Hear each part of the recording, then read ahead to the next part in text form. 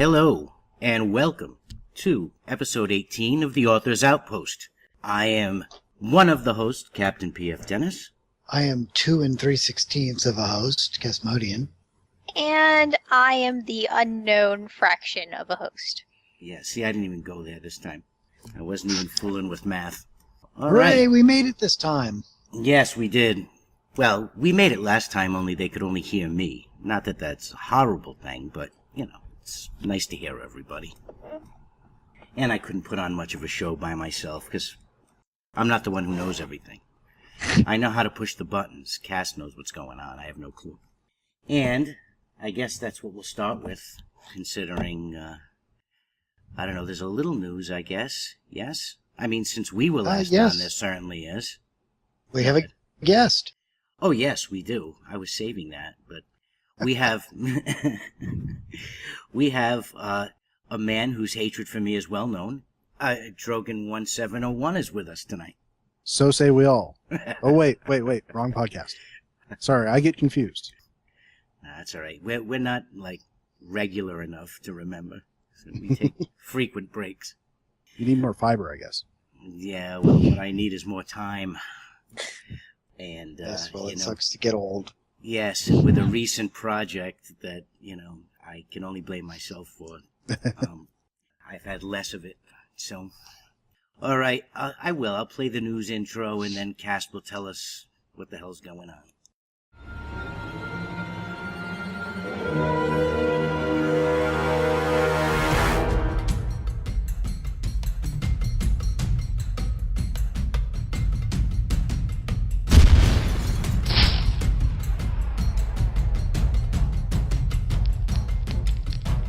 Well, Doom! Actually, not so much Doom. Well, like I tried to tell us last week, the update that they made to the game fixed the Foundry editor. Yay! So now, everything that used to be broken is broken again, but everything that got broken is now fixed. Well, I'll tell you one thing. It looks a lot more beautiful in that 2D editor. Except... Oh, yeah, I am fairly certain that actually somehow they managed to crisp up all of the existing image files. It's just that, like, the colony buildings, they've been broken forever and ever, where they just show the canopies and stuff on them. Well, they're broken again. Yeah. But you can at least see the canopies now. Yep, and they're like they always were, so we're used to that. But the only thing is... everything is back to the way it was. Traditional levels of brokenness. Yes. Yes. But the pre-made maps we had already done, were completely blocked out by the building block layers. It's like everything was covered over. You could hardly see anything. Well, stuff you had yeah, done that is before. the one. That is the one downside, is that the map editor has always been kind of finicky about how it puts things into the database, and when it decides that it's going to put an object at the top level of the database, it covers everything. Well, I mean, going forward, it's going to be fine. It's just that, working with some of the Sure. older stuff. It just all Almost all the got stuff used that to you built that sort before. of semi-transparency that it had when it was Yeah. bugged. Yeah. So it just now the fun thing is sometimes if you delete an item, like down bottom on the list, and put an item in, it'll slip it into that old slot, so it'll actually drop it down below. Right. But right. that's an unreliable feature. Yeah. Let's call it. And sometimes you can that's duplicate an actually- object until it comes out on top. Right. But that's not actually the newsy news. That's just a recap sign. Yep. The actual newsy news is Doom! The game's going to come to an end. Or, well, the Iconian War will. They have officially announced the Iconian War will end with the season. And we have a new dawn coming. Well, that's a good thing. Yes. You know? The keyword that I focused on in the article is exploration. Yes, for a change. Although, I imagine there'll still have to be some battle in there somewhere, but if the focus is on exploring, that could be a lot of fun. Well, the main focus, the two main things that they talked about in the little bit of information they've given are that we will be getting back out there exploring and rebuilding with new hope in the wake of this war. So we'll see how things go. Still don't quite know how things are going to end. We know that we're going to use the time ship. Yes. It's got to be time Can't related. build it and not use it. Right. And not only that, they're kind of suggesting that some of the newer missions will be time travel missions. I can't help but think that it's related.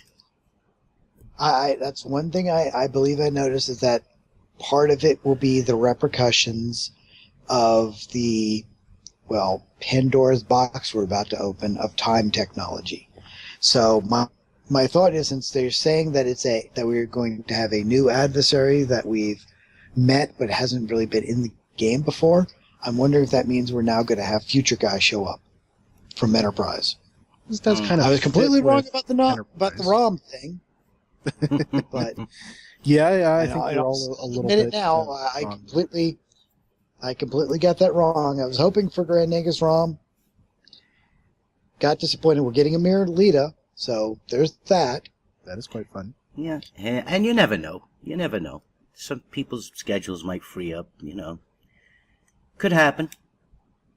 I mean, nobody expected Aaron Eisenberg to show up, and there he was in the episode. I had heard nothing about it before then. Yeah, they've managed to keep some of those under wraps. Well, I think he had let that slip himself at some point on Twitter, didn't he? Oh, I didn't know that. Paul doesn't do Twitter anymore much. Well, I don't really. Only if I have something that I have to get, out to people, like the Author's Outpost Twitter or something. But I don't, social networks, I don't have time. I don't have, if I had to check every one of them, I'd never do anything else. So I don't do any. You just described my life completely. Well, I can't. I'm thinking about taking a vacation just to work on the series. So we've got season 11 coming, and now I've seen mixed information. Salami Inferno said on Twitter that it'll be late October. The original news article on Star Trek Online, which I haven't actually gone back to check to see if they corrected it, said September. Now I'm more willing to go with the latter. I believe it was the one on StarTrekOnline.com didn't have a release date. The one on StarTrek.com said September, and Salami Inferno says October. I'm willing to go with the October date, mostly because, generally our seasons have been coming out in October, so. And it's always better to go with a later date, because that means you can fix things more. And surely they want to compete with the Star Wars The Old Republic expansion, which is coming in October. Yeah. Hmm? Well, I mean, the more time it's on... It wouldn't be the first thing... wouldn't be the first time people have scheduled things to do that. Oh, I think most things are. It's for, like movies and things, always. Oh, yeah. But the longer it's on Tribble, the better off it's going to be. So Absolutely. Hopefully later, the better. And, of course, standard Foundry protocol for us. Expect all the things to break, and... Well, I mean, that's a concern because our series is scheduled to come out on October 8th. That's the tentative release date. Which is almost the same thing that happened with the Purity series. Yes. Yep.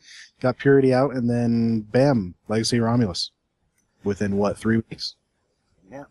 Although, it didn't really stop it from doing well. No, not really at all. I mean, I have hopes that this one could be spotlit, but I don't know if there's the potential for that there was last time. And, I'm not even thinking about that right now. But it would be nice. Well, and also mentioning the time ship, today actually they announced that the Anorex class ship will be available to players if you buy the Kremen duty officers. So, and there's a hooray, chance to get science it? ship. A chance to get it. Yes, you either get 10 Probably a Lobi very or remote the ship. Yes. Yeah, So- just like the so you bug might- ship. won't see a ton of them flying around. No, I'll have to So- pay another 500 million EC for it on the exchange. And it is a... But you know how to get that kind of money now. I do now. well. Thank you. Thank you very much. It is supposed to be a premier science ship. We'll see. It's going to be big, like Babylon 5 big. Well, yeah, it has to Yeah, be huge. absolutely. You saw what Voyager So- looked like next to it, so. Yeah. But the Intrepid class isn't exactly a Actually, in huge fact, ship. you can already see it being built in the Right, it's kind of latest hanging featured out. episode. Yeah, that's And pretty I cool. assume we're going to get to see it in space Thursday. As part of the new featured episode, which I'm sure you're going to talk about next. Yep. Yes, because we do get a featured episode on Thursday called Butterfly. Well, We that can only suppose that yeah. bad things are going to happen. Yeah. Because why would you name something involving messing with time Butterfly unless we're going to have ripples The that butterfly affect effect. That's correct. all sorts of things? So that means you've heard it right now. A Tier 6 Ashton Kutcher will appear in game. Yeah. Well, I hope not. The ship would be nice, though. I'm not particularly surprised that they put it in a the duty officer pack, like the Dreadnought and the other the Jem'Hadar bug ships. But I actually had thought maybe they would do a thing where you fly it in the episode, but you don't ever get to keep it. Right, like, well, I was going to say, like, yesterday's Enterprise, the Ambassador, but they did give you the Ambassador. Once But upon a that's, time. well, Well, actually, no, they still do. Just the T3 version. Or whatever it is. right, right. But that would be cool. And I wouldn't mind that so much. I don't know if it's something It's that Chronoton Lance. but I don't think that's a ship players should be flying around anyway. I mean, is that something everybody should have? A ship that However- can destroy civilizations, you know, make them- Unfortunately, we've kind of crossed the super weapon line with the Scimitar Mm, being available to everybody. Yeah, now everybody's got the aileron weaponry. That Pandora's box is open. I just like Pandora's box today. the funny thing is, I never use mine. Ever. That's because you're not a deep. No, I like my Avenger. It's fine against anything. I have no problem with Iconian ships. Really, it's odd. Well, I invite you to play a mission. I will discuss it off air. Yeah, I heard that. Yeah, well, I don't know. That's player made. I'm Or talking 20 about, such missions, even. I'm talking about in game. Though some are less difficult than others. You know, the regular Iconian missions have not been a very big problem. Well, it's not an Avenger anymore. It's the new one, but the Arbiter. Yes. I've suddenly blanked on the name class. Yes, it's the Arbiter, and it has a Avenger skin. And I went from an Avenger to the Arbiter, but the Arbiter, it's got no problems. And it's very maneuverable, which I love.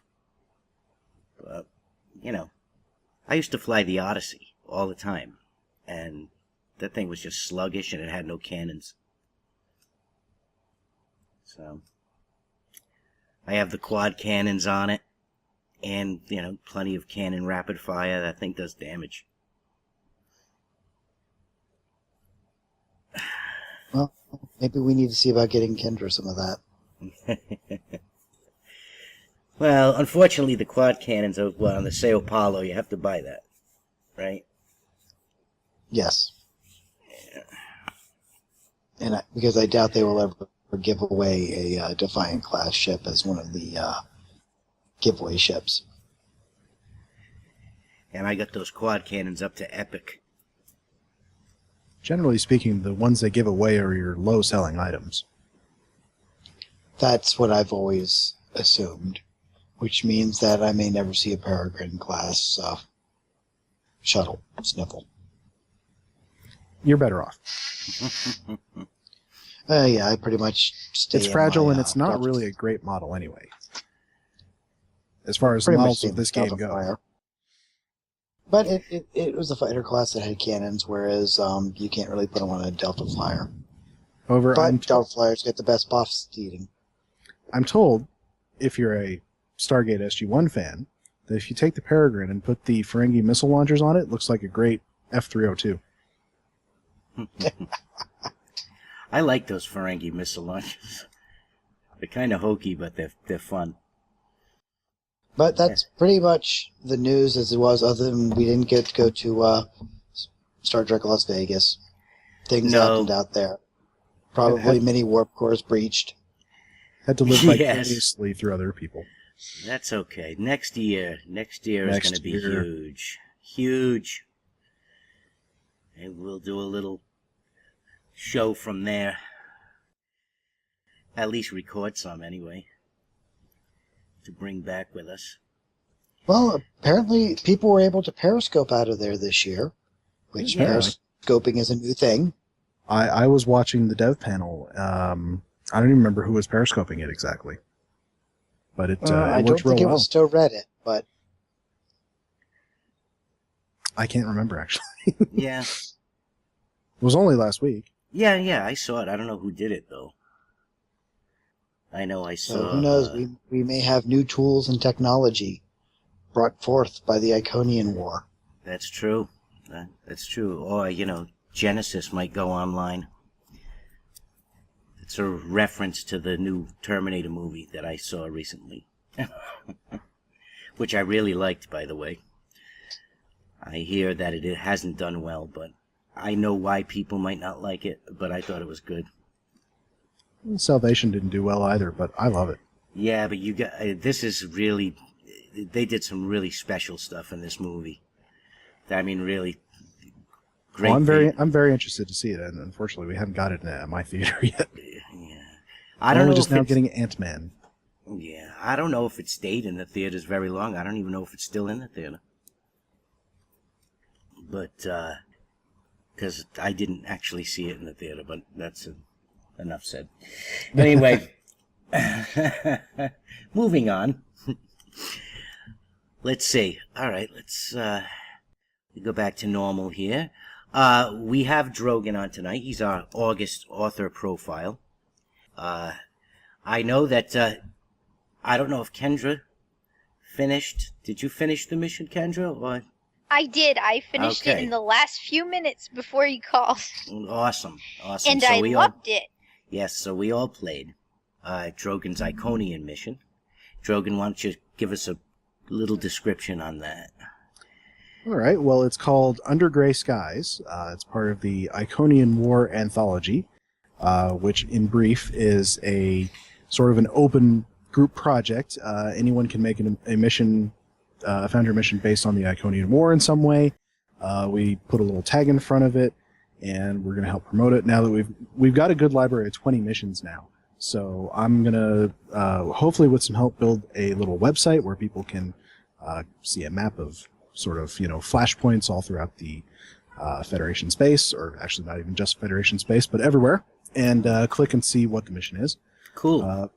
But my entry is, well, I'm kind of a big student of history, especially war history, and I wanted to take some inspiration from past battles when I was creating this mission and some missions to come.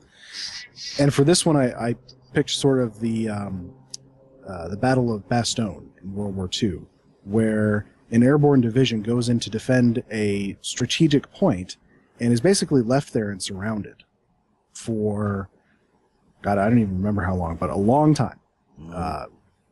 Anytime being surrounded in war. Days, I think. Yeah. Anytime you're surrounded in the dead war, of winter, that's bad. So I even actually adapted a mission that I had been working on in little bits and pieces forever. I'd originally wanted to either rewrite or do a sort of companion piece to the 2800 featured episode series, where the Dominion fleet that got disappeared during the war comes through the wormhole. So I took that story that I had written, and the very first part was you go to an outpost, and you're setting up a listening post, surveillance post. You know, it's kind of classified work. That's why they needed you to bring it there, because you have a high security clearance, that sort of thing. And so you go there, and while you're there, a huge attack happens. In the original version, it was the Dominion coming through the wormhole. In this version, it is the Heralds attack. And your ship is driven off. So you are stuck there on the ground with only the officers that were at this outpost, and you have to fight off the Heralds until you are rescued. And it worked out well. I especially liked that when you got back to the outpost, the condition that it was in after the attack. Yeah, I think it came out really nice. It really wanted to show sort of the horror of war kind of a thing, which is something that, you know, we often glorify war, especially in games, and I wanted to show the other side of that, which is war is not a nice thing. No. Oh yeah, I understand that completely. but it was a great mission. Yeah, I played it earlier today, and I think that the battle was balanced. You know, the heralds were just difficult enough on the ground, which is something that's hard to balance right now because It they are is. so different than any of the other NPC types that we have in game. And I was never quite sure how that was going to turn out as far as combat balance goes. So it was sort of a, you know, place a few and throw it out into the environment, see how it works. Well, you know, I think I figured out a way to easily beat those constructs, the big ones. You're gonna have to Right. teach me that, Ball. No, I use the bomb. You know, the transphasic bomb? You place it, and then That in only couple of engineers seconds- have, Yes, that thing. And it works well because they which run does right no up to you. good for a science captain. Exactly. Well, they run We right have up to to you. science things. Make sure your guys are focus firing that construct first, and then do all the rest. I learned only very recently, and I've been playing this game since launch, and I only learned very recently that the Y key tells all your guys to focus on that enemy. hmm Yes. I knew there was a little button to the side, you know, on the bridge officer menu you could do that, but I did not know that the Y key was a hotkey for that. Yeah, no, I didn't either. I didn't know that either. I always Yeah. use the mouse to slide it up there and click. Mhm. But Which is a lot easier to use your hands if you don't have a cat working for the Iconians and headbutting you and laying on your arm while you're trying to fight. But I think the thing that I really liked about the mission is that you did a really good job of maintaining a sense of reality within the storyline, balancing. You did get backstory in there, but you didn't like shove it down the player's throat. It was very nicely fit in, and it was a mission that you could play quickly, but at the same time feel like you actually had an immersive experience. I thought that was very well done. And I also liked the way that you used the different weather effects and even the terrain to kind of give a feeling of oppression to the battle. Well, I always knew it had to be raining at the very last scene. Mm-hmm. I was even experimenting with using the water volumes to create puddles. If I sunk a water volume into the floor just enough to create puddles, but that never worked. yeah, sometimes it just doesn't come out right. You try to get them at the right altitude, and you always get an edge sticking out someplace.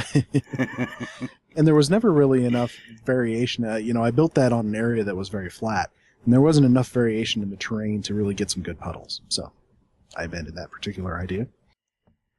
Now, what I've done is I put a list of your missions up in the on the screen for all to see. Is my mission specifically, or? Yes. That's what I usually Yeah. do that during the author profile. I Great. put it up. Usually it's a little different graphic. I didn't get a headshot of you this time. Usually I put a headshot up, but like I said, time has not been my friend lately. What I should have done is scanned in that picture you made of me, the real me, photoshopped with a helmet on it that you gave me at STLV last year. I still have that. I didn't think of it. Should have used that one. I was trying to lift. I was trying to lift the picture that I took, the class picture, and try to lift. A headshot out of it, but it was so small that that's a small one. It got ruined when you you tried to enlarge it. So. Yeah, that one didn't turn out as well as I'd hoped. There wasn't very good lighting in that hallway. Anyhow. But I have quite a few missions. Some of them date back to the beginning of the Foundry. To the very beginning. Yes. Yep. Well, I remember when Rock the Gino in a Jar came out. My comedy caper. That's when we were. I don't know. At least it seems to me like it's when we were first adding them to the website, because I remember asking people for banners and stuff at the time. It was the I'm early sure days Cast of, remembers. spotlights and stuff. Yep. Mm-hmm. It Yep, was a brighter time. I think I had actually built that for one of. It was either a contest that you guys did or a contest that Ceridium did back when he was doing the KDF podcast. Yeah, I think it was Gates of Stovacor. Yeah, I think it was his, because I don't remember. Yeah.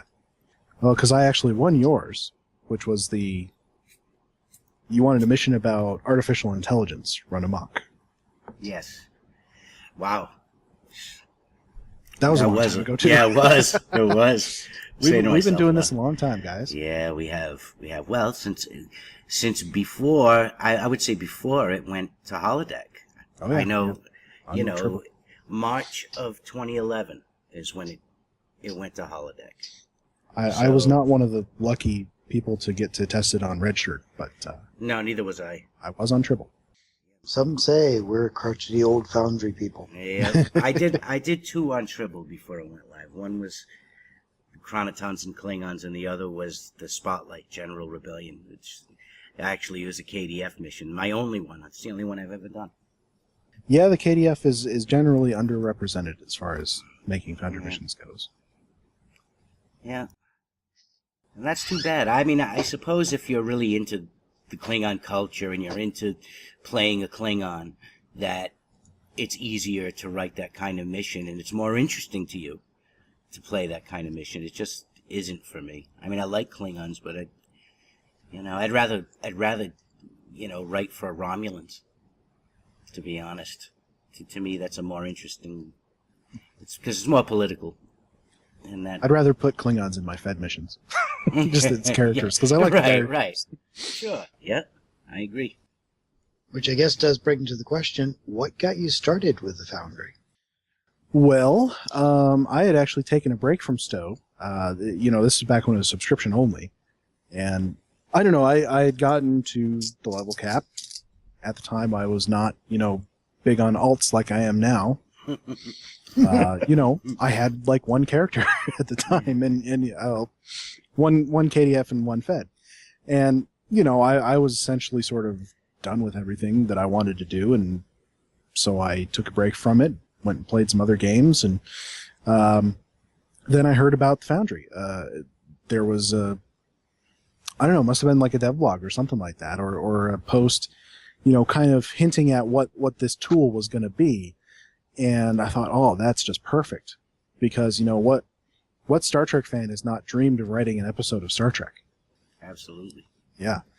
And, I'm probably never going to be able to do that. Not only because there's no Star Trek on the air right now, but because that's a really difficult business to break into. So I thought, this is perfect. So without even knowing what the limitations were going to be, I sat down with my laptop and started outlining a big 5-part series, which ended up being the Descent series. Oh, that's pretty great, because, I pretty much started the same way, thinking, to write my own Trek episodes would be like the greatest thing in the world, Yeah, exactly. But, I had no idea. I'm certainly not a gamer. I'm just a Star Trek fan. And approaching the Foundry was like, well, first of all, I hardly play games. Never mind making them. you know? So approaching the tool set was daunting, to say the least. And, Oh yeah. you know, like everybody says, those tutorials, you know, I just had, you know, STO open, the editor open, and Kirkfat's tutorials in another window.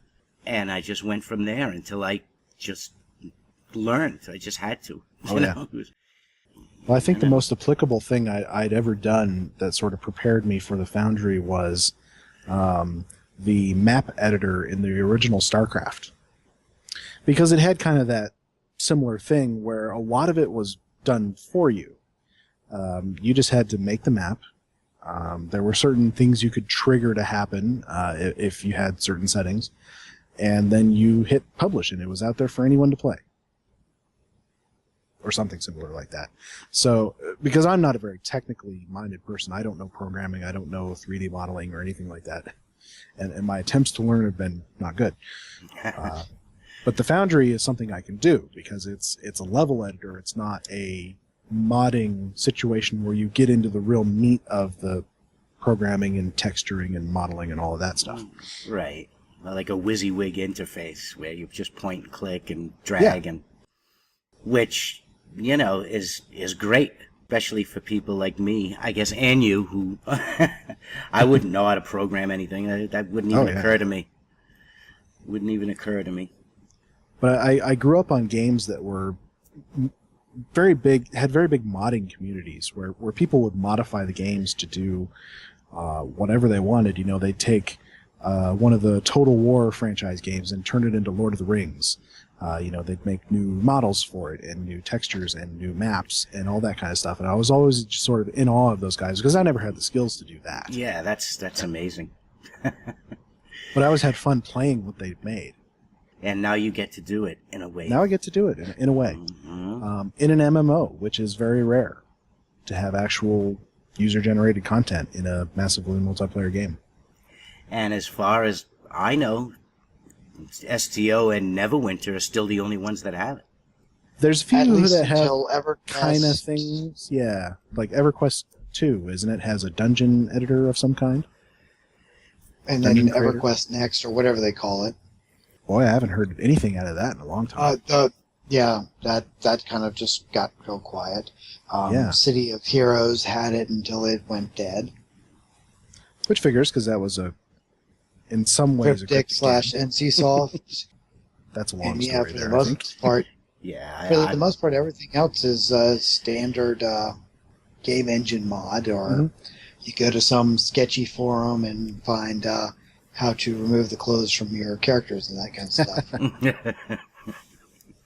Well, we had a little bit of tinkering going on for a little while. I remember, I'm not going to mention any names, but I remember there were like code put into Foundry missions to trigger audio files. Do you remember that? That was don't many remember moons ago. Yeah. Somebody figured out a way to trigger audio files inside the dialogue window. Now, it'd be great if we had that ability legitly. Yeah. Just you know, whatever Stowe's library of audio Right, files is, right. you They know, a little could- trigger to play that. You know, Yeah, they can like we control can trigger everything. FX right now. Yep. That'd be a great thing to have. I'd be perfectly happy with using their library of music, their library of effects, sound effects and things. Red alert. Yep. That would be a very useful thing to have, is to be able to set it to make the red alert sound on somebody's bridge or something. Or be able Yeah. to trigger light effect changes. But these are all things that we want and not what we have. Yes, I mean, there have been a lot Yeah. of things discussed. I mean, right from the very beginning, there was talk about a cutscene editor that, Mhm. you know, never ever happened. It would have been insanely complicated, I would bet. Yeah, and, I mean, I think a lot of people would have been tempted to just make movies rather than missions. When you think about it. Be a lot of Well- cutscenes in the middle of your Foundry mission, which might not have worked so well. Well, you figure it would basically be a glorified demo record, and you'd have to store those demos on the server. Now think of all the times you've created demos, Paul, and then Yep. Oh yeah, are you kidding? I still have most of them. So think about that. I have got to have 1,000 of them. No wonder your computer runs hot. Well, no, I have like 6 terabits. Don't imagine those are huge file sizes. No, I don't think so. The demos themselves, obviously, No. the video you capture of the demos, that Correct. is quite large. Yep, I don't keep that. After I use it, I get rid of it because it does. It Yeah, takes I would think so. an amazing amount of space. Luckily, Amazon had that big sale that day, and I picked up another 3 terabits. I picked up some assorted coffees. Hey, nothing wrong with that. Yeah. Coffee. Oh, it's Yeah. tasty stuff. Yeah, I'm drinking it right now. So of course, then the question becomes: now that we've talked about story, where is the genesis of your story? What is it that you have like? Oh, I want to do this scene, and then build from there. How do you build a story? Actually, yeah. Sometimes I do build it around a scene. I get something in my head, usually starring actors that I could never afford to get to play in my missions. But I get a scene of a particular dialogue or something, or a particular map in my head, and I start building it around that, and then I start outlining once I figured out the general story, and that gives me what sort of maps I might need. And then I start scripting and building the maps sort of simultaneously. Usually one is done before the other. And from there it's just trigger work and sticking in all the NPCs and plotting out all the objectives, making sure everything is typed in, and figuring out what I forgot on all those passes. Usually, like respawn points, like Kendra pointed out in my mission today, which has been now republished with a new respawn point at the shuttle, the crashed shuttle. Respawn points is something I forget a lot. Yeah. Would you say that you do the actual writing last? Not usually. My usual process is I tend to get finished with the script before the maps. Really? It somewhat concurrent process, but usually the script is done before the maps. Wow. And a lot of the times the maps are actually the holdup and why things take me so long. There's a particular mission I have that, and actually this last Under Gray Skies that I just published was one where the script had been done for quite a while, and actually most of the maps, which it was sort of a pretty simple map design that you spend most of your time on, that had actually been done a long time ago when I was originally building that 2800 rewrite. And so I was just using that, I was adapting that. And really the thing that held me up most of all was all the trigger work for all of those explosions of the artillery hitting you. Yeah, that was cool. Yeah, I like that. Yeah, that took a long time to get how I wanted it. And then really I discovered that all I needed to do was take 2 nights off from anything else I was doing and just plow through it all. And then it was done. It was two nights, and that was all it was. And I should have done that 2 nights of work about 3 weeks previous. And it could have been done then. Well, sometimes you don't want to look at it for a while, and then you finally say, well, I got to get this done, and you just make your mind up. Yeah. And that's it. But I'm going to ask a question I already know the answer to, but the others may not. What Trek series most inspires your work? Well, that would be Deep Space Nine. Because I like political stories. I like war stories. That's the sort of, I'm a Tom Clancy fan, and DS9 is pure Tom Clancy. Yeah, I see that. Definitely see that. But that's not to say I don't like the other shows, because No. I'm one of those people that I love like the whole of Star Trek, even the worst of it. Yep, I love all Trek. There are no bad Trek, just a few bad episodes. That's my philosophy. There's a few redeeming factors. And Star Trek V. Yeah, even that there's some things in that I like. Yeah, you're talking to a guy who created a whole mission based off Star Trek V. Well, this is true. I tried to do what Cryptic did, which is, when they did their Nimbus 3 map, they essentially made that whole setting a million times better. And so I tried to do that as well. And tried to take what was in Star Trek V and make it better. Yeah, well, there wasn't a lot of it in the movie when you think about it. I mean, there's some broad shots, but nothing like having that map to explore, Mm-hmm. They created a really fun place. Nimbus 3 is one that- of my favorite places to be in game. It's one of the most annoying accolades to try and get. It's one of the jumping ones. Very specifically, the one where you have to run on the wall. I think I may have done You that. have to run on the outer wall of it on those little carpet or canvas light pole type things. Yeah, Jeez. I think I know what you're talking about.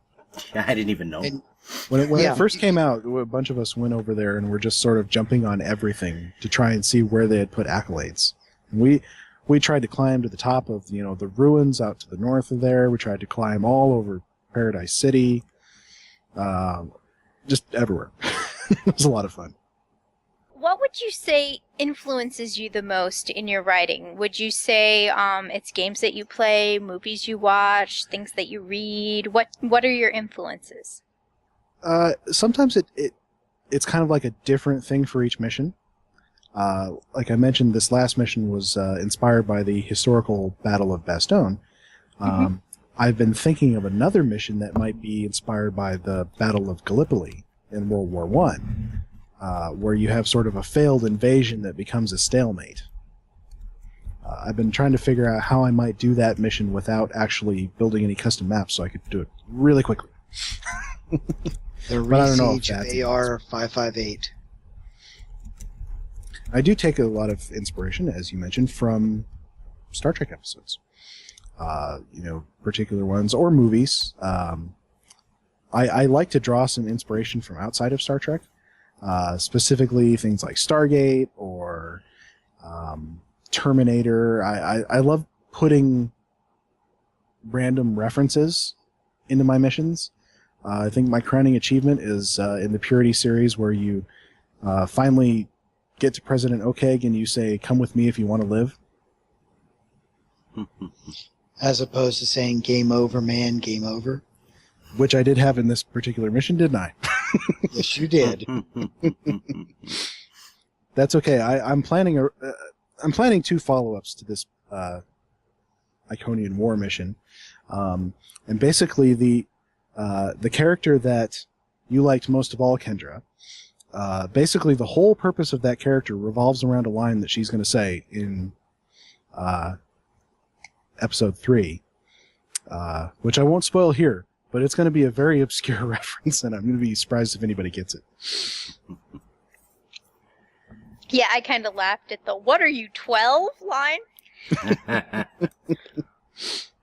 Tell you, one of the challenges was figuring out how to make her have an artificial arm. Mm-hmm.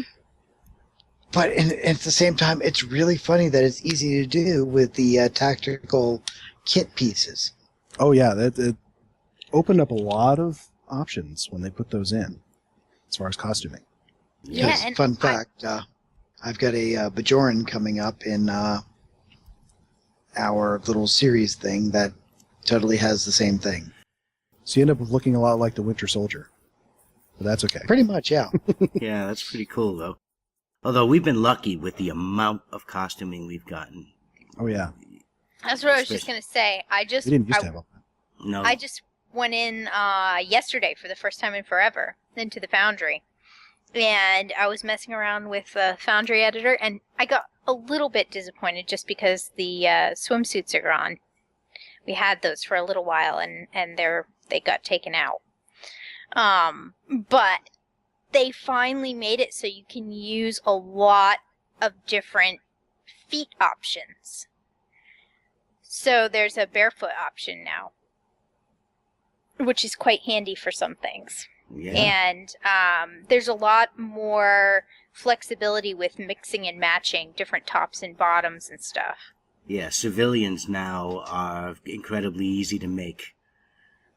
Versus... You actually have a lot more mix and match options in the Foundry than you do in the main game. Yes. I mean, do you remember just being able to use the robes or the belted shirt or the sweater? It was always like, oh, yeah. How do I make this different? Just make it different colors or make everything the same color. It's like... Oh, and they finally added the Okampan dress. It is under pants, I believe, but it's there. And so that was cool. They renamed too. a bunch of things. Yeah. With, I think, their footwear pass that they just did on all the footwear. So things are labeled boot or shoe now. Yeah. Yeah. And there's also, what was the... Oh, that's the other thing that's really cool. It's not a costuming thing, but I love that we now have the birds and the dinosaurs. Yeah. Because there's finally pets. Now we just need cats and beagles. Yeah. Can make your own Jurassic Park mission. I was very tempted to do that. My mission that I'm working on, there's a pet bird. So that led to having to figure out how to create a bird cage, which Johnny Snowball actually ended up helping me with because I didn't have the patience to place all the bars. I figured out what to use. It was just actually figuring out the placement. I was like, I can't get them to line up. And he's apparently a lot more patient. That was back when the editor wasn't playing nice. Now it's playing nice, so maybe it'll be a little bit easier. Yeah. Yes, because it was doing it blind, too. Yes. Yeah. For the hanging rope asset makes an awesome bar if you ever have to do really skinny bars on something. I'll tell you what, just sometimes, especially when you can't line things up visually, sometimes math can be incredibly important. And sometimes you discover that you can make certain shapes just by using a formula or a number of degrees. Like, those Club 47 doors, the new ones? Mm-hmm. I made an entire room out of them. A big circle. And I discovered that they're 52 degrees apart. So if you put the pin at the exact same coordinates and just put the rotation 52 degrees apart, you can make a perfect circle out of 7 of them. It just works. It is kind of awesome. Yeah, but you trip over that kind of stuff all the time. And if the editor were as nice looking then as it is now, I might not have figured that out. It's Foundry is very, I don't know, it helps you innovate, I guess you could say. It drives you to innovate. Yes. I remember people saying, in fact, when you first posted about our big Starbase UGC project, somebody saying, how could you possibly be building right now with it all bugged? And we were like, well, we just sort of soldier on. Right, we're masochists. Very difficultly. Yeah. Yeah, all those... I mean, you could barely see it. You'd have your shades of green, but you could see the blocks. You knew what they were. What got me was the Federation walls. It's like wall generic ship something or other that everybody uses for Starfleet walls because that's what they look like. What got me is that I couldn't tell where they ended. Right. And it's difficult under normal circumstances because a lot of that asset only appears as sort of like some black lines, but you can kind of tell. Yeah. But when it was all bugged, it was really bad for that one. That's World Generic Ship 3. That's right. Yeah, I'm going crazy right now with that one. I'm reproducing one of the series maps for, Baz is using it right now. And he's placing objects as I'm plotting them. Because I haven't finished it yet. But, there's a lot of those walls in there. It's the pitfalls of collaboration. Yep. Well, it's a fun thing to do, I think. It is. I mean, all of us. Just make occasionally people want to make life hard for themselves. Yeah, like when we decide that, we're going to build in the entire atrium area of part of Starfleet Command. Yeah. Or we want to do anything involving our ship interior. Yeah, well, that's a tough one, and I don't, and I don't know what to say. I mean, I built one. Nothing says that that's the one that we have to use. I think the consistency in map design will be good. People will like that. They'll see it and say, "Oh, I've been here before," and they'll wonder how it was done across missions. And it's we've done it before. We did it in Purity. Not too much, but we definitely did. Right. I mean, there were some challenges there too. That Eiffel Tower map. I mean, you had to recreate that from what Serb's designs plus some. Mm-hmm. At the sure 11th you added to hour. that. Yeah. It was a fairly simple design compared to some, and once I got all the assets in, it was the hard part was trying to do trigger work with something that somebody else had designed, and trying to figure out, okay, I want to disappear this wall. Okay, which asset is that wall? Yeah. Oh, I had to blow up the camp wall, right? Yeah. That was Kirkvat's map, because I took the mission over from him. So that camp, most of it had already been built, and I did my own tweaking to it afterward, according to what I needed. But it wasn't easy. It's not an easy thing. So if anyone listening is not familiar with our method of collaboration, it's not like we're going into each other's accounts and building. It's one person builds something in their foundry, and then they write down or type up all of the coordinates of the assets and give it to the other person. They recreate it, and it's rather time-consuming. It is. That's right, ladies and gentlemen. Spreadsheets. Spreadsheets. Well, I made my Spreadsheets own. online. It's not just Eve. I made my own grid thing in Word, and I've been using that. And I think I put the template for it in the Dropbox, for the series Dropbox. But so far, it's worked pretty well. And some people, they'll copy and paste. I can't. I have to type them all. I don't know. It seems faster to me. Or the other method is screenshots. Yeah, but then, It's a lot of screenshots. Yeah, and not only that, the map would never be exact. Well, you don't always need it to be exact. Well, screenshots of the coordinates in the editor. Oh, I see what you're saying. Oh, that. Okay, I got you. All right. That's what Johnny did when he did the birdcage for me. Is he created an image file with. I think he probably used the snipping tool because he just did the coordinates and just put them all in one JPEG. Yeah, Which, he's good granted, like that was one thing that was built, but it wasn't an entire map. It was just. Now he built a map for me, which he made incredibly detailed. It's a fantastic jaw-dropping map, but it hit the asset limit, which is not really what you want when you're trying to give it to somebody else to build, because you want it to save them time and not cost them time. So I think hopefully we hit on something that'll work well, which is, he taught me how to, or, in his list of coordinates, there's a way to how he built part of the walls.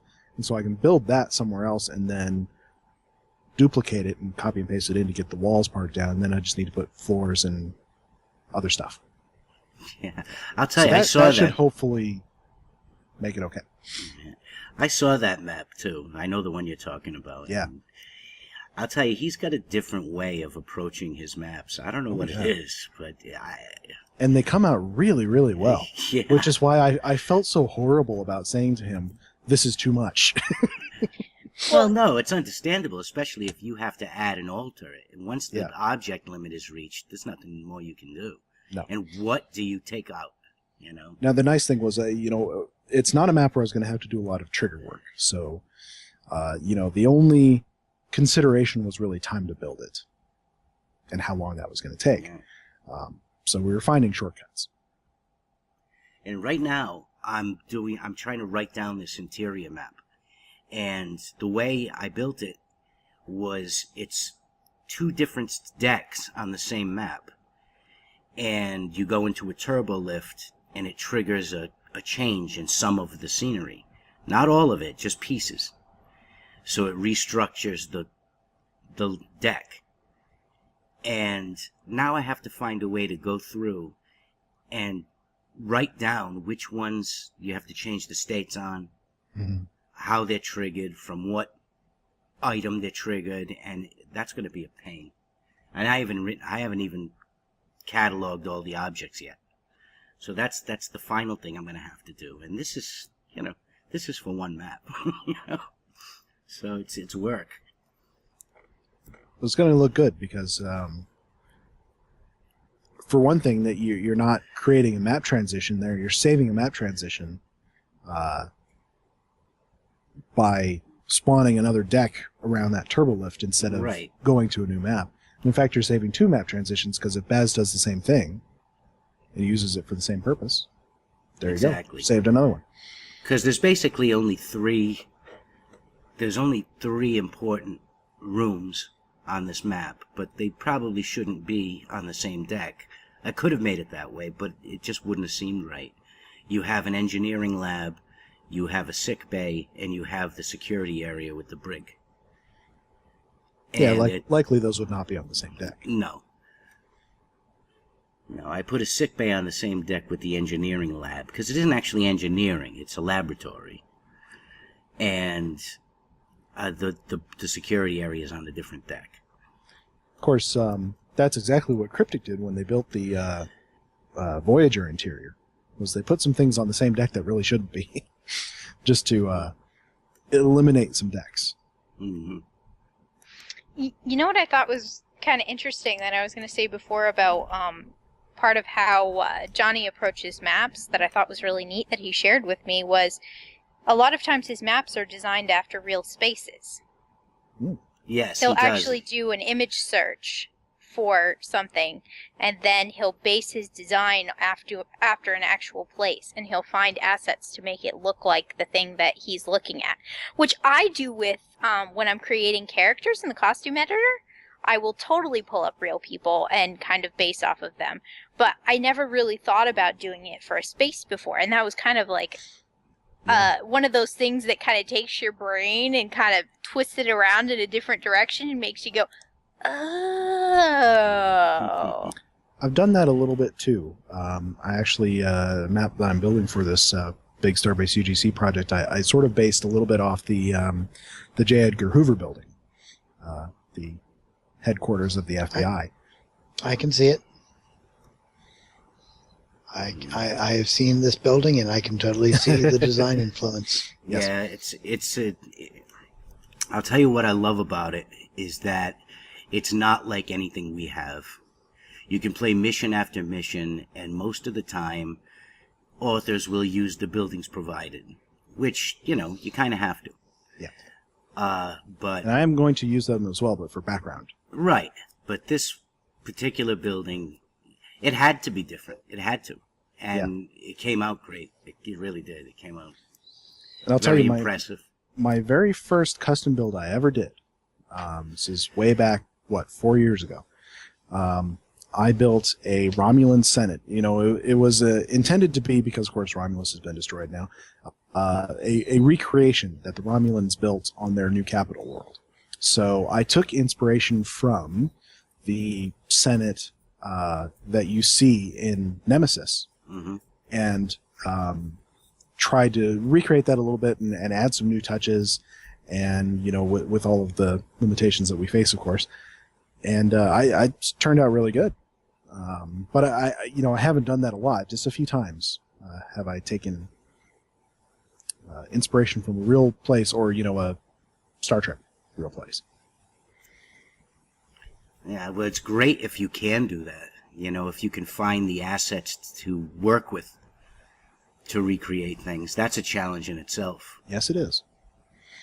Trying to figure out... that one was okay because it sort of it's okay if it looks a little Greco-Roman, with stone, masonry and that sort of thing. So that looked okay because we have assets for stone, Right. floors and pillars and that sort of thing. But sometimes, you don't want stone. No. Well, I mean, look at I like that map you were talking about that Johnny made. He used the backs of consoles and backs things. of consoles and that sort of thing, because he didn't want to use the standard generic walls, because they look more like Starship walls, which exactly. He's absolutely right about. He creates things that look like almost nothing you'd ever seen before. Right. He's got a visual talent. Yes. I mean, I know that's what he does. I think he's who's really into graphic design. I know he's interested in 3D modeling and all that stuff too. He's just he's got an appetite for it. Better him than me. As far as that goes. I've tried it, but I don't have it. Yeah. I can play around with visual effects and like Adobe After Effects, but I can't even think about that stuff. Especially the time involved. It just takes a lot of dedication and lots of time.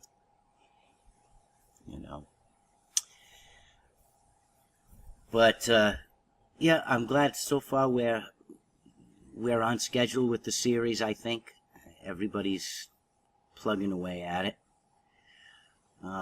Actually, Johnny's finished with his pretty much. But I think we'll be ready. I think we'll be ready in October.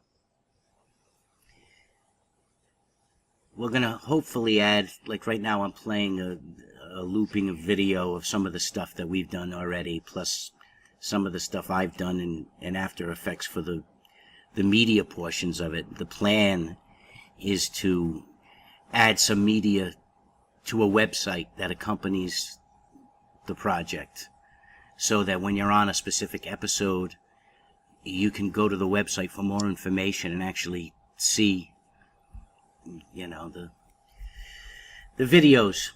So that should be pretty cool. Like I said, if there's time, all this has to be done. But there's about 2 months left. I think we'll make it. All right, we're gonna move on to the Take 5 segment that we do.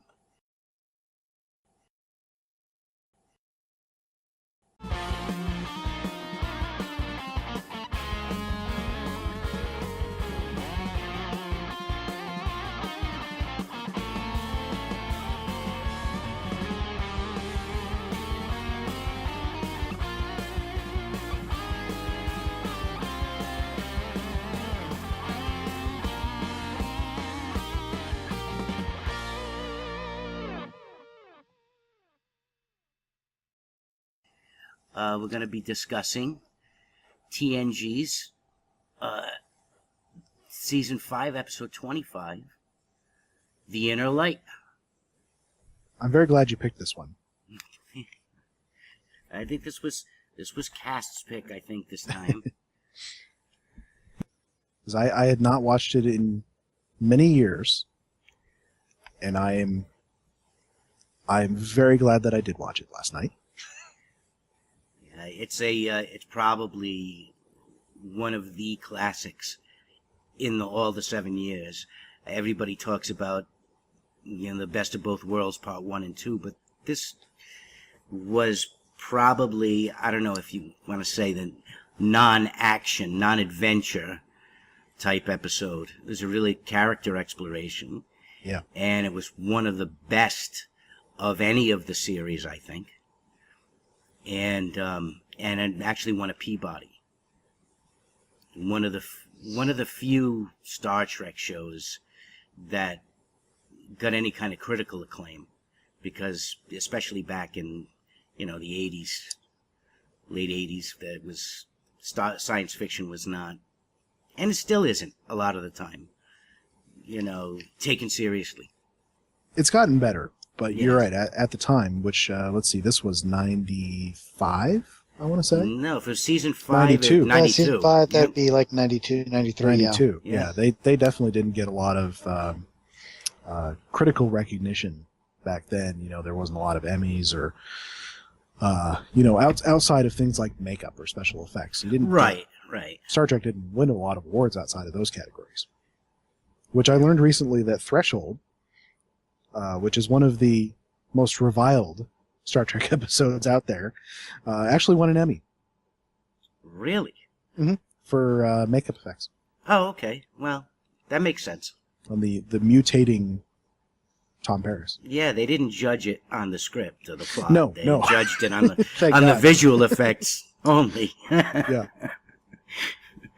Well, no, that's good. I mean, I think what TNG did was innovate some of the visual effects for TV, because you hadn't seen, visual effects done as well as TNG had done them, and I think what they did was shoot with an orange screen rather than a green screen. Really? Yeah, they had changed a little bit. They experimented with different things, and they innovated a few. Made special effects, I think, a little more inexpensive for television. Because I think the TNG originally started at $1 million per episode, and by season 7, they were up to $2 million. But by season 7, Trek was a cash cow for Paramount. They had 75% At least season 7 of TNG. Yeah, well, they had 75% of the Paramount lot dedicated to Trek. Well, you got to figure they were ramping up production on Voyager, and DS9 would have been in its third, fourth season? Something like Or I would say second. Because remember that yeah. episode, when they started to bring Ensign Rowan, they did that to introduce the Bajorans. And that was season 5. And they were originally going to have her in the Major Kira role. Right. But that didn't happen. No. I think we're probably better for it. Yes, I think so. I like... Because Major Kira is a great character, and yeah. Nana Visitor is a great actress. So. Yep. Yeah. Well, Star Trek has always been able to draw good actors. Yeah. And a lot of stage actors. But anyway, back to the Inner Light, because that's where we are. Quickly, because I don't have I can't do the synopsis anymore. The third-party content and such. Get in trouble. So, Picard and the Enterprise encounter a probe in space. Alien design latches onto his mind, and in the space of, 25 minutes? He lives an entire life. The better part of the episode, so no more than 40. I think say Riker says 25 minutes. Yeah. They say he was out for 25. Something like 25, 28. But anyway. Yeah. He lives 25. An entire life in that time. And probably a kind of life that he would never have envisioned for himself. Now, they established Picard as a man who wasn't comfortable with children. Wasn't a family man. But this changed, by season 5 he was looser, but I think this changed everything for him. Especially the Resican flute became a part of his character. It's a hugely life-changing thing. I mean, if you can imagine having lived an entire lifetime in the space of a little bit, and then you wake up and you still remember that lifetime. So it's like you're 2 or 3 times as old as you were when you passed out. Right. And you have all this other, you had all these things happen to you. You had a best friend who passed away. You had a wife that you loved very dearly who passed away. You have kids that you got to see grow up. And you have grandkids. And this from a man who never had any of those things, practically. No. Or never really wanted them. Yeah. I mean, this was a guy who said he just didn't want a teenager anywhere near him. Wesley step on the bridge. He wanted to choke him to death. But, after this... I found myself thinking a lot about Generations after this, and when I was saying that, it tried to activate Cortana on me. Crazy Windows 10. Yes. But I found myself thinking a lot about Generations and the things that he says when his nephew and brother die. Mm-hmm. Things about how he never had children and began to think he never would. And I think, at that point, would he be remembering the children he sort of had through this episode? Oh, I'm sure. And a big regret is the fact that they don't actually exist. Yeah. This was all done so that this culture would not go, unremembered. Mm-hmm. That the whole reason for it was to keep the knowledge of the civilization alive. And of course, what you don't see at the end of the episode, what I assume would happen, because he's Captain Picard, he knows all sorts of archaeology kind of things, is I'm sure he would write up everything he knew about that civilization and get it out there among the archaeological community. Sure, they even knew now where the planet Catan was. Mm-hmm. And this one particular community of Resic that he lived in. Might even go visiting it, if he could. Sure. Because it was a planet that was dying of severe drought. The biosphere was dying, and it has something to do with the sun, I believe. Mm-hmm. Mm-hmm. Yeah. So it's something where the planet is likely still there. What's interesting, too, is that I would have loved to have seen a follow-up where maybe Picard has Resic recreated in the holodeck somehow. And maybe he'd go and spend a little time in there every now and then. That would be interesting. Authors have kept up the whole... Because, his flute has stayed with him even through a number of the novels. In fact, they kind of destroyed it, sort of. And that was the whole subplot, is trying to repair this flute, which meant so much to him. Of course, it's the only one like it in the universe. And another interesting thing is that they thought to include it. It was the only thing inside that probe. Mm-hmm. And Which is such a poignant thing at the end. Yeah. It kind of speaks of the power of music, too, to kind of transcend all kinds of boundaries and communicate emotion, I think. Oh, I'm sure they wanted to give him kind of like a talisman, something that would forever bring those memories back to his mind whenever he sees it or picks it up or plays it. It's kind of like Cisco's baseball that he has sitting on his desk. And I thought it was interesting, too, because when I watched The Next Generation first, and then I watched Deep Space Nine next, and there's the episode Hard Time with O'Brien, where he lives, 20 years in prison? A prison sentence. Mm-hmm. And he's altered by that. That's sort of the dark counterpoint to this episode. Yeah, exactly. Which that's kind of a traditional thing on DS9, was to do sort of dark counterpoints to previous Star Trek episodes. Yeah, well, dark is a key word to Deep Space Nine. Mm-hmm.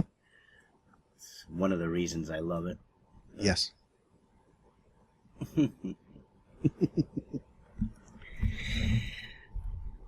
But, there was probably more in this episode as far as character development and, emotional impact than in maybe any half dozen of the others.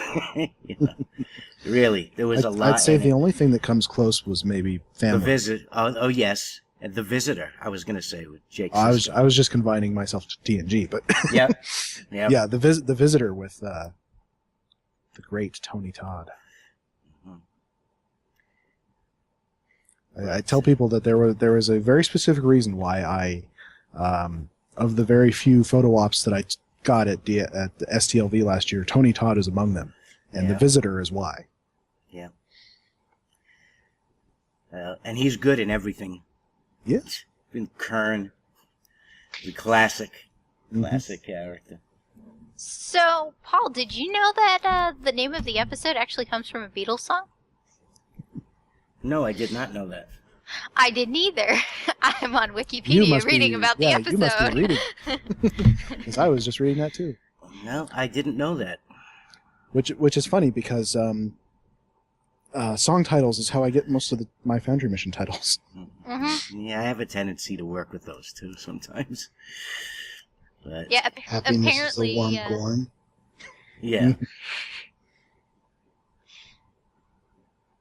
Go ahead, Kendra. Oh, I was just gonna say, they have an excerpt of the lyrics from the song, and it says, "Without going out of my door, I can know all the things on earth. Without looking out of my window, I could know the ways of heaven." Which really does fit the Right, episode. it makes sense. Yeah, absolutely.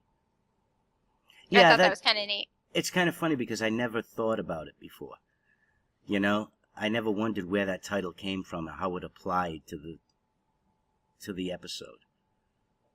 Now it's interesting to know that. Yeah. It makes sense. Because really, otherwise, why would that phrase apply? Right. You know? I'll tell you the amusing thing for me about this episode is seeing the aging makeup that they put on Patrick Stewart, and now comparing it to the now aged Patrick Stewart, and he has aged a lot better than his Picard character Yes. did in this episode. Yes, that's true. Because he doesn't have the long hair. You know, they let his hair grow. They did. And his son played his son in this episode. Really? Oh, yeah. Bataille, the son, is I did not know. Daniel Stewart. He's at conventions sometimes. He goes, oh, yeah. You can see it. His eyes, his nose, you know, they're similar. And here's another great thing that says, Stewart remembered, I'm having the earliest makeup call of any actor in the history of Star Trek. My makeup call on Monday was 1 a.m. Wow. My onset call was 7 a.m. Wow. Yeesh. No wonder why he was reticent to spend 7 years there. Yeah. Wow. But I'm always interested to look at movies and TV that either age up an actor or de-age them, and to see sort of how accurate it is, and how good a job they did. And in this case, they maybe went a little overboard. However, he was very, very old at the end. I mean, and you might explain it away by saying that this is a sort of a harsher environment than our Yeah, I was gonna say. real Sure. life Patrick Stewart lives in. well, Yeah, the sun was so intense. Yeah. Mhm.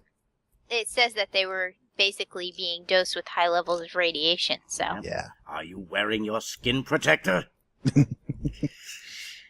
But it's funny too because they made him look younger in the X-Men movie, The Last Stand. Yeah. If you remember, he and Ian McKellen, they aged them down.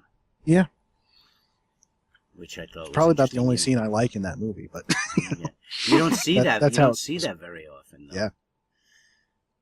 You know, interesting. probably the best one I've seen was Jeff Bridges in Tron Legacy. Yeah. Yes. Where they made him look like Flynn again, Yeah. as opposed to Cyber the Dude.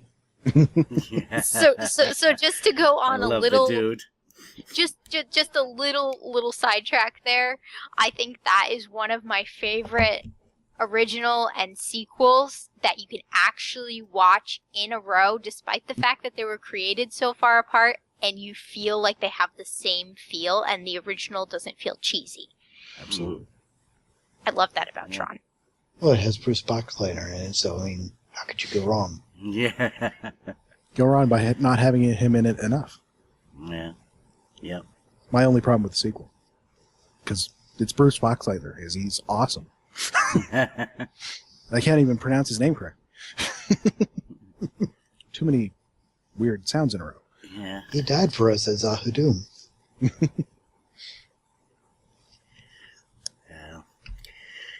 Anyway, if you haven't seen The Inner Light, go and watch this episode. It's Right now.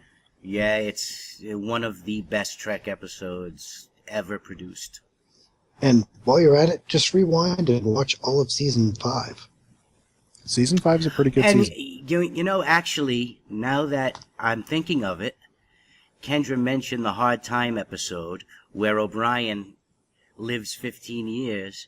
Do you know what else is coincidental about these two? Margot Rose, who plays Helene in this episode, is the jailer in Hard Time. She's in that episode too. Wow. She's got the heavy makeup on, but it's her. I do have to say, though, I'm going to have to argue with the most emotionally impacting argument for TNG and say that there's another episode that kind of has to come in there under that. Offspring is like one of my all-time favorite Star Trek episodes. Yeah, it's a great episode. Yeah. It's a great episode.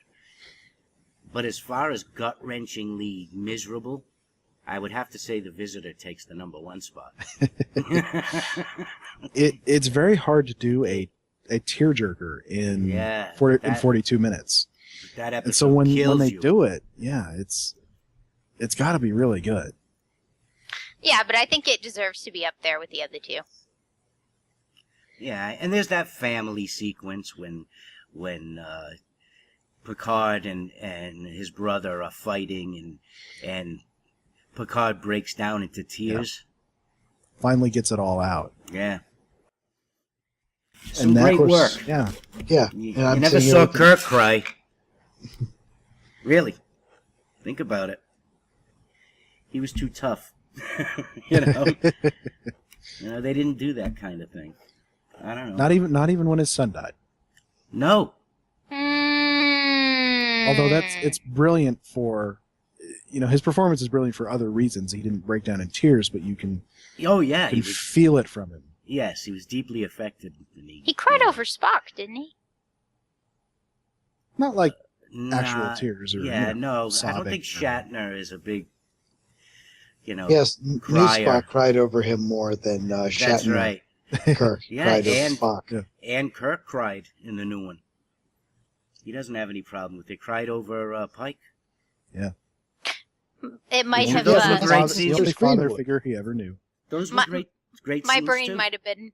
My brain might have been polluted by New Trek. Yeah, I don't think there's anything wrong with it. But I just yeah. don't. You'll Season find 5. many variety of opinions among Trek fans. Do you like Princess Diaries, Kirk? Huh? Yeah, I do. I think he's very good. I do. And I even liked him in the Jack Ryan movie. It was good. I can't help it. Every time I see him, I think of Princess Diaries because Well, it's the I would first never thing I saw him in. But I would never watch that. So I prefer It's to not think of him something as Runaway Train Kirk. yeah. He was in that Denzel Washington movie. Yeah, I saw that. Not a tremendous film. No, but at least It was okay. Denzel Washington's always watchable. Yeah. That's why I watched it. I even watched that plane movie he made, the pilot movie he made. Never have seen that. Yeah, it wasn't. He didn't play a very likable character. Let's put it that way. It's hard to, and that's fine. I don't think he wasn't supposed to be. But, It's funny, we were over on Reddit the other day, speaking of unlikable characters, we were singing the praises of Kai Wynn. Oh yeah. Fantastically unlikable character, Oh yeah. Well, she's always been. but great for it. Yeah, perfect. And She I, won and an I did Oscar. not. Yeah, I'd never knew that before. Yeah, for being Nurse Ratched. Yeah. One of the most unlikable film characters in Another history. unlikable character. But And by all Brad- by all accounts, the actress is very nice, as is usual. These yes, things. that's true. And another interesting thing is Brad Dourif was in One Flew Over the Cuckoo's Nest. Oh, was he? Yeah, he was the character who died as a result of Nurse Ratchet's neglect, and he turned out to be Lon Suter. Now, there's a character that would have been interesting to keep around on Voyager. Mhm. Your very own Hannibal Lecter that you tote from planet to planet. Yeah, one you keep on a leash. Yeah. Well, he may have partially redeemed himself. I Yes, guess. he did. Chucky. Yeah, I see so many, 6 degrees of Star Trek. We could play that all absolutely. night because Catherine So many Hicks was people in Child's Play, and she was in Star Trek 4, and Chris Sarandon was in Deep Space Nine, who was also in Child's Play. It's very strange. You get a lot of these same That's actors. Hollywood. That's Hollywood for you. Yeah, it is, but It's you like all also the shows that are shot in Vancouver all have the same guest stars. Mm, Because, it's a small pool of actors you have in Vancouver, so Sure. there you go. you had Frank Langella in DS9. That's and this was, I guess, when his career wasn't as good as it is now. I think he's doing very well now. He's in a lot of films. He played Nixon in that movie Mm-hmm. with Michael Sheen as David Frost. Ross Nixon, yeah. Yeah, but he was Bajoran at one time. All right, I think we're done. What do you think, guys? Well, I have one last question. Sure, go right ahead. Last question. When are we going to see a supernatural mission, Drogon? Well, he made sort of a zombie mission. Just Cold Winds. Check it out. It's the one that tries to redeem Star Trek V. Tries to explain it anyway. But I don't know. We could do Ghosts or something. Yeah, Now that I learned how to properly use those Omni lights, I want to do one of those things where you have the dark hallway and the lights click off one by one. Mm-hmm. Coming Yeah, towards, I still need to. and something jumps out at you.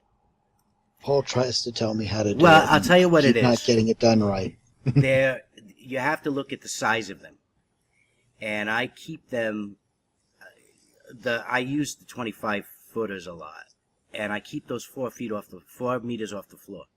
And you can't put a lot of them next to each other because only an asset can only be lit by 2 lights at any one time, if I'm thinking correctly. That sounds correct, yes. Yeah, I wouldn't even know that. So Baz can take a lot of those lights out of my map if he needs to. Yeah. So some of them may be redundant. Yeah, probably. I got over 100 of them. I think 109. Good lord. 109 lights. But they look good on the ceiling. Well, no, because they don't. I had to take out some Oh, of the wait. actual Oh, no, those are fixtures. the Omnis, not the, yeah. But the reason I did that is because I wanted you to see the space outside. From the engineering lab's got windows. So if I had I could have just used natural light, but it wouldn't have been as cool. But it can be tweaked and tailored. It doesn't matter. Whoever wants to do what to it is fine. I don't care. Well, and the other thing, of course, is that behind the scenes stuff only matters to us. What matters to the player is what they see. Right. So if you have few redundant lights on there, who cares? It's what they see is the. As long as it doesn't impact the loading of the map too terribly much. Yeah, but even that, I'm not convinced that having a huge number of assets on a map affects that all that much. I think it's just, it's always going to be long because of it has to create that instance and load that map. And I don't think something with 1 asset or something with 1 million assets on it is going to impact it no. more than a second or two. And I think there are a lot more variables than just what's on that map that make your map load quickly or slowly. There's internet speed, there's, how busy the server is possibly. There's a lot of different things. whether or not you've pre-patched all of the assets to begin with.